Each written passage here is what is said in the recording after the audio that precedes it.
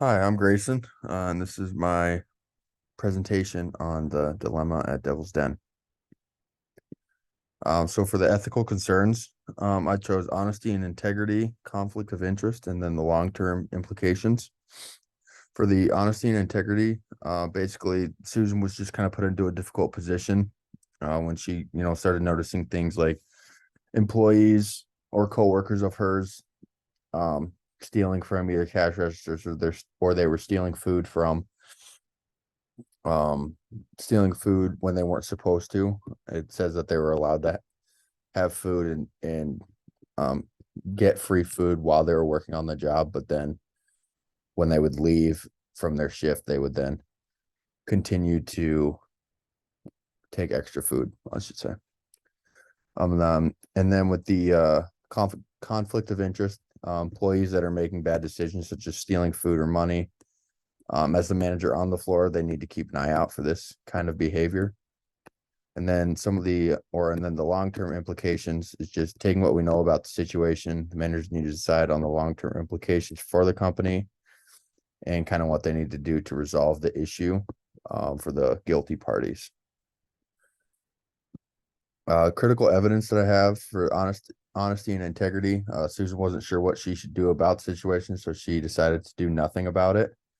Um, Whereas the way I look at it is she should have gone to one of the managers and was just honest with them, because in the case she talks about how she's in business school and wants to get up to the management position, whether it's later on down the road or if it's when she's working here at the den.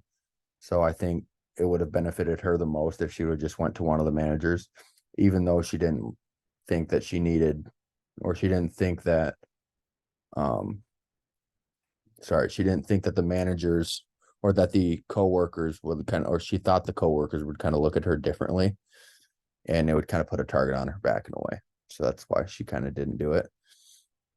For conflict of interest, there was a conflict of interest between the employees who were doing the stealing and then the students who were also getting free food from the employees, um, being their friends. They were the friends of the employees decided that, hey, get me this or whatever it was. So that's kind of just the conflict of interest between them. And then the long-term implications, when one of the managers found out about the employee that was stealing money from the cash register, he didn't do anything about the problem except keep an eye out.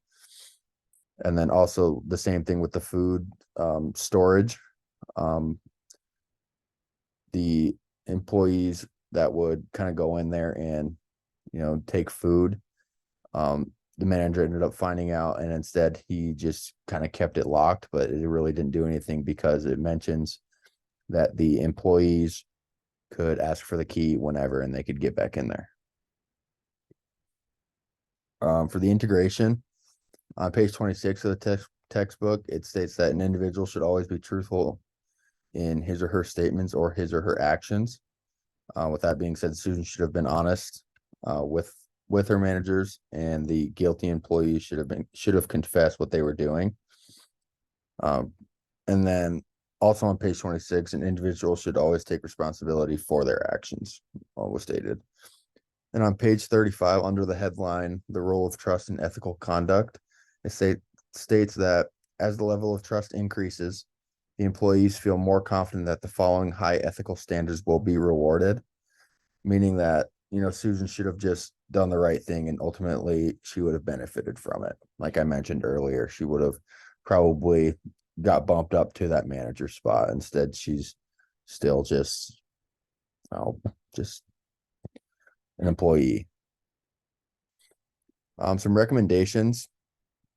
Just kind of being honest with the managers, bringing up the situation without having to worry about what the employees might think of you.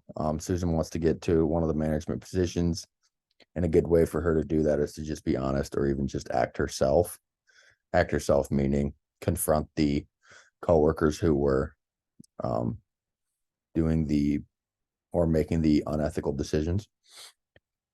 And then instead of the manager just keeping the storage door locked all the time, he should have just made more serious moves and fired some of the employees who have been unethical to the den.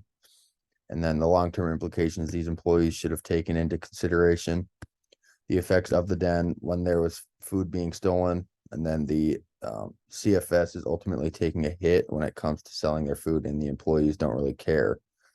The den should have acted on this immediately instead of continuing to let it happen and have it affect the long-term implications of the company or the calf.